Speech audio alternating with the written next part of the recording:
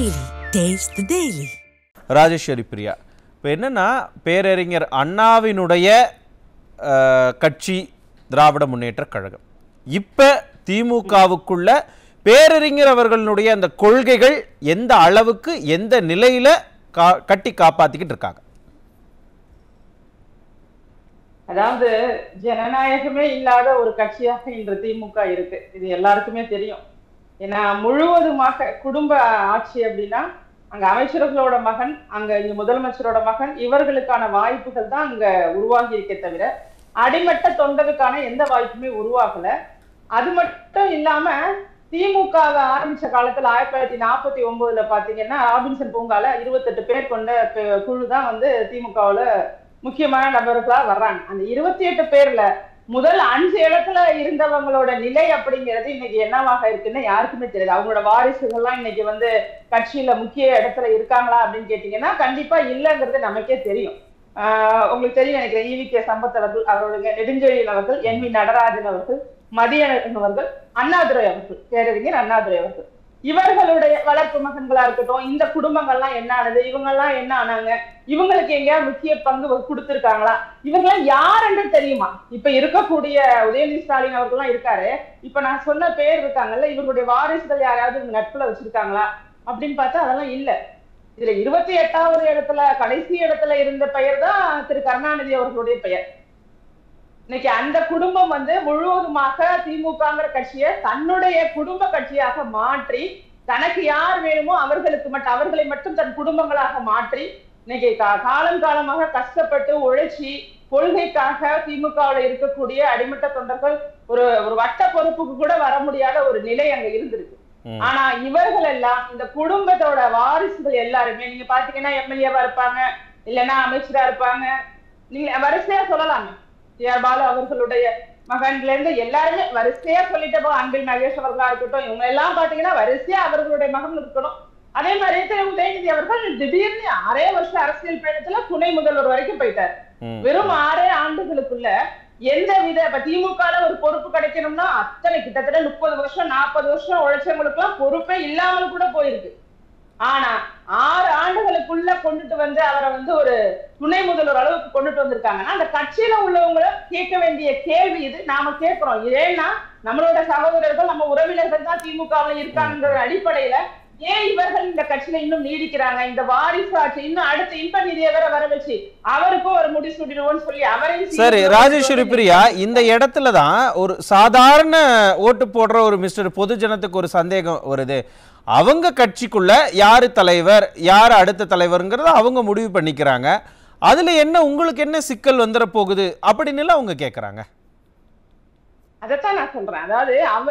அதாவது பொதுவாகவே அரசியல் கட்சி அப்படிங்கிறது ஒரு பொதுவான ஒரு சொத்து தான், ஒரு பப்ளிக் ப்ராப்பர்ட்டி மாதிரி தான் எடுத்துக்கணுமே தவிர இது எங்க கட்சியை பத்தி நீங்க பேசக்கூடாது அப்படின்லாம் சொல்றதுக்கு யாருக்குமே உரிமை கிடையாது. ஏன்னா அவர்கள் வாக்குகளை சேமிக்கும் போது எல்லா இடமும் கேட்கிறாங்க.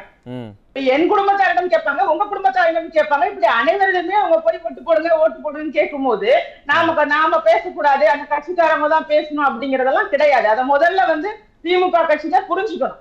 நீங்க ஓட்டு கேட்கும் போது எல்லாருக்கிட்டையும் கேட்கறீங்கன்னா உங்க கட்சியை பற்றி பேசுறதுக்கு எல்லோருக்கும் உரிமை உண்டு. அந்த இடத்த நீங்க நல்லாவே புரிஞ்சுக்கணும். இப்ப நான் ஓட்டு கேட்க வரும்போது திமுக இப்படி எல்லாம் பண்ணுது அப்படின்னு பேச வேண்டிய இடத்துல மக்கள் இருக்காங்கன்னா பயந்து கூட இருக்கலாம்.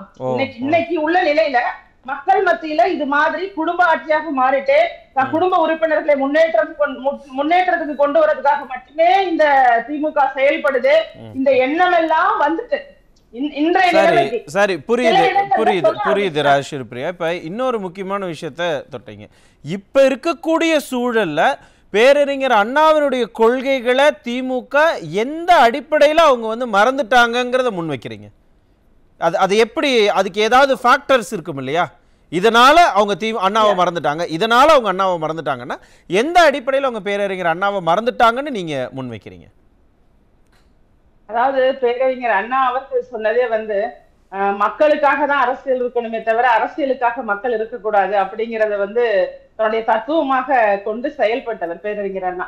அது மட்டும் இல்லாம எல்லோருக்குமே எல்லாமே கிடைக்கணும் அப்படிங்கிற இடத்துல பதவியாக இருந்தாலும் பொறுப்பாக இருந்தாலும் ஒரு இடத்துல குவிந்து கிடக்க கூடாது. வாரிசு அரசியல்லாம் அந்த காலகட்டத்துல அவர் எதையுமே கொண்டுட்டு வர்றதுக்கான அவரோட நீங்க குறிப்பிட்டது போல அவரது மனைவியை கூட அழைத்து செல்வதற்கு விருப்பம் இல்லாதவர். தனித்து பார்த்தார். அரசியல் வேற குடும்பம் வேற அப்படின்னு பிரிச்சு பார்த்து அரசியலை மிகவும் நேர்மையுடன் அணுகியவர் அண்ணா. ஆனா இவர்கள் என்ன பண்றாங்கன்னா, இன்னைக்கு கூட ஒரு IAS அதிகாரி எந்திரிங்கன்னு சொல்லிட்டு இன்பநிதி அவர்களுக்கு இடம் கொடு சேர்ல இடம் கொடுங்க நிகழ்வுகள்ல நடந்ததை நம்ம பார்த்தோம்ல. அப்ப இவர்கள் யார் என்றால் எந்த கொள்கையும் கிடையாது. அண்ணா அவர்களை பற்றி சொல்லணும்னா நிறைய சொல்லலாம். இன்னைக்கு இருக்கக்கூடிய திமுகவுக்கும் அண்ணா அவர்களுடைய திமுகவுக்கும் எந்த சம்பந்தமுமே இல்லைங்கிறது தான் உண்மை. ஏன் அந்த சம்பந்தம் இல்லைன்னு அந்த சம்பந்தமே இல்லைங்கிற அளவுக்கு ரொம்ப எக்ஸாஜரேட் பண்ணி எல்லாம் நீங்க பேசுறீங்க. ஏன் அந்த அளவுக்கு என்ன? அது நான் சொன்னதுதான், ஒரு அதிகார குவியமா ஒரே ஒரு குடும்பம் அமையுது இல்ல. அவங்க கிச்சன் கேபினெட் வரைக்கும் இங்க வந்து என்ன செய்யணும், யாருக்கு என்ன செய்யணுங்கிறத வந்து அவங்க மனைவி, அவங்க மருமகன், இது மாதிரி குடும்ப நபர்கள், பதவியில இல்லாத, கட்சியில இல்லாத, எந்த பொறுப்புலையும் இல்லாதவர்கள் எல்லாம் முடிவெடுக்கக்கூடிய ஒரு இடத்திற்கு திமுக வந்திருக்குல்ல. இது நான் சொல்லிதான் தெரியணும் இல்ல, இது மக்களுக்கு பொதுவாகவே தெரியும். அவங்க குடும்பத்துக்காரங்க உயிருடன் இருந்திருந்தால் புரியுது. குடும்ப உறுப்பினர்களை வந்து அரசியல் செல்வாக்கு பெற அளவுக்கு இங்க இன்ஃப்ளூயன்ஸ் பண்றதுதான் இங்க உங்களுக்கு சிக்கலா இருக்கா? நிச்சயமாக நிச்சயமாக. ஏன்னா அன்னைக்கு தலைமை செயலகத்துக்கும் சபரீசன் அவர்களுக்கும் என்ன சம்பந்தம் இருக்கு? அங்க ஏன் அவர் நிக்கணும்? அங்க இருந்து புகைப்படம் போடுறாங்க.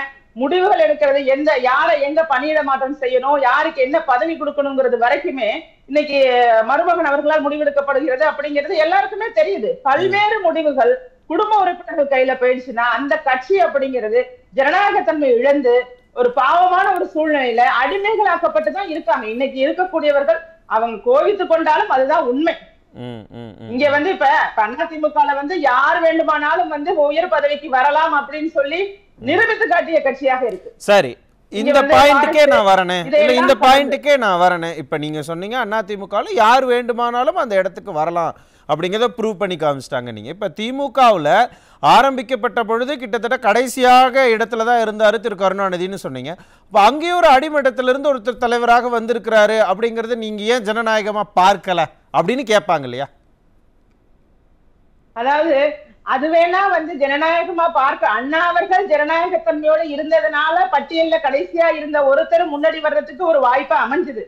ஆனால் இன்னைக்கு திரு கருணாநிதி அவர்களுக்கு பிறகு திமுக ஜனநாயகம் இல்லாததுனால வேற யாருமே தலைமை பொறுப்புக்கு வராம திரு கருணாநிதி அவர்களுக்கு பிறகு மு.க. ஸ்டாலின் அவர்களுக்கு பிறகு உதயநிதி ஸ்டாலின் அவர்கள், இதே மாதிரி அடுத்து இன்பநிதி அவர்கள், இப்படியே தொடர்ச்சியாக இது ஒரு மன்னராட்சி மாதிரி, ஒரு குடும்ப ஆட்சி மாதிரி இந்த வாரிசு அரசியலை மேற்கொள்றதுங்கிறது நீங்க சரியா கேட்டீங்க. இதுதான் உண்மை. அன்றைக்கு இருந்த அண்ணா அவர்களுடைய திமுகவுல ஜனநாயகம் இருந்ததுங்கிறதுக்கு கடைசியா இருந்த கருணாநிதி அவர்கள் முதல் நிலைமைக்கு வர்றதுக்கு காரணமா அமைந்தது. ஆனா அன்றைக்கு வந்து அந்த நிலை ஏற்பட வாய்ப்பே கிடையாது. யார வேணாலும் பேச சொல்லுங்க, இங்க வந்திருக்கக்கூடிய திமுக சார்பாக பேசக்கூடிய சகோதரரை கூட சொல்ல சொல்லுங்க, இல்ல இங்க வேற யாராவது தலைமை பொறுப்புக்கு வருவாங்கன்னு சொல்ல சொல்லுங்க, நான் முழுமையா ஏத்துக்கிறேன். இது ஒரு ஜனநாயகமான கட்சி, நான் ஏத்துக்கிறேன். ராஜேஸ்வரி பிரியா, ரொம்ப சுருக்கமாக உங்களுடைய இறுதி கருத்தை முன் வச்சிருங்க. நீங்க என்னதான் கேட்டாலும் இதற்கான பதிலை மட்டும் கொடுக்க மாட்டேன்னு சொல்றாரு திருவாரூர் காந்தியரன் அவர்கள். இன்னைக்கு அடுத்தடுத்து குடும்பத்துல உள்ளவங்களே தலைமை பொறுப்பை ஏற்கிறாங்களே அப்படிங்கறத நீங்க கேக்குறீங்க. இல்ல அவங்களோட நேரம் பதில் கிடையாது. இதே மக்களுக்கான அரசியல் அண்ணா பண்ண சொன்னாரு, தான் பெற்ற மக்களுக்கான அரசியலை கருணாநிதி குடும்பம் பண்ணிட்டு இருக்கு. இதுதான் உண்மை. இன்னைக்கு இன்பநிதி பேர்ல 2 கோடி ரூபாயில கார் இருக்கு, அடிமட்ட தொண்டர் தெரு கோடியில நிக்கிறாங்க. இதுதான் திமுகவோட நிலைமை. நீங்க என்னதான் சொன்னாலும் அதிமுக கட்சியில கடை கோடியில உள்ள தொண்டர்களையும் அமைச்சராட்சி அழகு பார்த்தது புரட்சி தலைவர் அம்மா அவர்கள் என்ற எந்த மாற்று கருத்து கிடையாது. இன்றளவும் திரு எடப்பாடி பழனிசாமி அவர்கள் தெளிவா சொல்றாங்க. இன்னைக்கு போயிட்டு பாருங்க, ஏற்காடு தொகுதியில 100 நாள் வேலையில இருந்தவங்க இன்றைக்கு எம்எல்ஏவாக இருக்காங்கன்னு சொல்றாங்க. நீங்க திமுக அது மாதிரி யாராவது சொல்லுங்க பாப்போம். நீங்க யாருக்கு எம்எல்ஏ சீட்டு கொடுக்குறாங்க பத்தி விளக்கமா பேசுவோமா? நீங்க சொன்னீங்களா, அதை குறித்து பேசுவோமா? யாருக்கு சீட்டு கொடுக்குறாங்க இன்னைக்கு பாருங்க. உங்க பையன் கதிரானது எம்பியா இருக்காரு, நேரு அவரோட பையன் அருண் எம்பியா இருக்காரு, கண்ணந்தரசோட பொண்ணு எம்பியா இருக்காங்க, பையன் அமைச்சரா இருக்காரு. அப்படியே சொல்லிட்டு போமா, பொன்முடி அவர்களோட பையன் கவர்னர் சிவாமணி பொறுப்புல இருக்காரு. இப்படியே அடுக்கிட்டே போகிறாங்க. ஒட்டுமொத்த குடும்பங்களுக்காக மட்டுமே திமுக இருக்கு. நான் என்ன பேசுறேன்னா, கஷ்டப்பட்டு கட்சிக்காக உழைக்கக்கூடிய திமுகவினருக்கும் அதிகாரமும் அங்கீகாரமும் தலைமை பொறுப்பும் கொடுங்க. இந்த மேடையில நின்று இந்த நிதிக்காக உங்க நிதியையும் நாங்க பதவியில உட்கார வைக்கணும் பேசும்போது முதல்வர் ஸ்டாலினோட தடுத்திருக்கிறோமா இல்லையா? நன்றி ஒரு அறிக்கை கொடுக்கணுமா இல்லையா? நன்றி. நேரமில்லை.